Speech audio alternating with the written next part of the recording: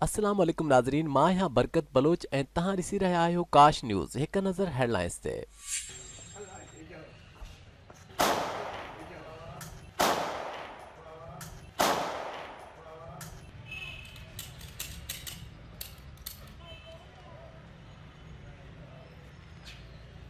Deputy commissioner Ghotki पारां CMO Nadir Shah अमरोटी पारां pistol सां कुत्ता मार मुहिम जो नोटिस। सीएमओ खे शोकाज़ नोटिस जारी। वाज़े रहे त सीएमओ पारां पिस्टल सां कुत्ता मार मुहिम जी वीडियो वायरल थी हुई।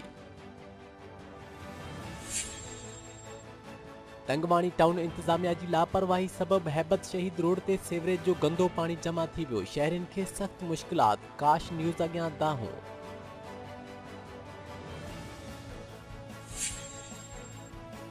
दोदापुर में रोलू कुतन जो आज़ार वधी वियो। रोलू कुतन हमलो करे 5 सालनि जे सजाद लांगाह खे ॾाढ़े विधो। ज़ख़्मी ॿारड़ो इस्पताल मुंतकिल। वैक्सीन न मिली सघी, होॾां शहर में कुता मार मुहिम शुरू न थी सघी आहे। बडाणी वेझो ॻोठ मोहम्मद नवाज़ भुट्टो में नामालूम बेहस माण्हुनि ताज़े ॼावल ॿार जो लाश पाणी में लोढ़े छॾियो। इलाइक़े वासियुनि पाणी में तरंदड़ लाश कढी दफ़नाए छॾियो।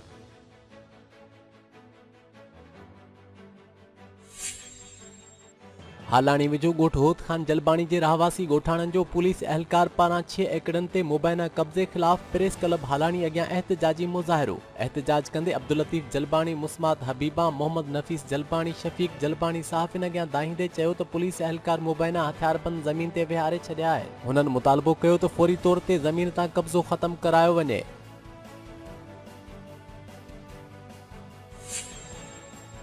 भिरिया सिटी थाणे जे लाकअप मां संगीन ॾोहनि में मुलविस 2 क़ैदी फरार। एसएचओ समेत 6 अहलकारनि ख़िलाफ़ गफ़लत अख़्तियार करण जो केस दाख़िल। होॾां फरार थियल क़ैदियुनि जी गिरफ़्तारी लाइ ऑपरेशन शुरू कयो वियो आहे। फरार थियल क़ैदियुनि में जवाबदार दीदार मीरजत ऐं अली दोस्त बिरोही शामिल आहिनि। घोटकी जे इलाइक़े जरवार शहर जे हाई स्कूल जी बिल्डिंग ज़बून हाली जो शिकार थी वई आहे, जॾहिं त छत जा चापुड़ किरण मामूल बणिजी विया आहिनि, जंहिं सबबि रोज़ जे बुनियाद ते शागिर्द ज़ख़्मी थियण लॻा। इंतज़ामिया खे नोटिस वठण जी अपील।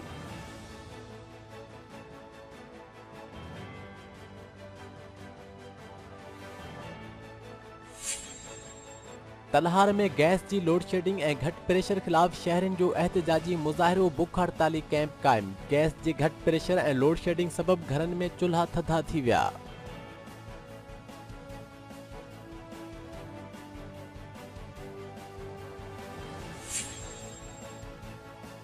दादू मोरो पुल खां ॾेपारजा ऐं ॻोठ मलिक ॾांहुं वेंदड़ रोड जी मुरमत 11 सालनि खां न थी सघी। रोड जी मुरमत न थियण ख़िलाफ़ ॻोठाणनि जो मोरो प्रेस क्लब अॻियां एहतजाजी मुज़ाहिरो।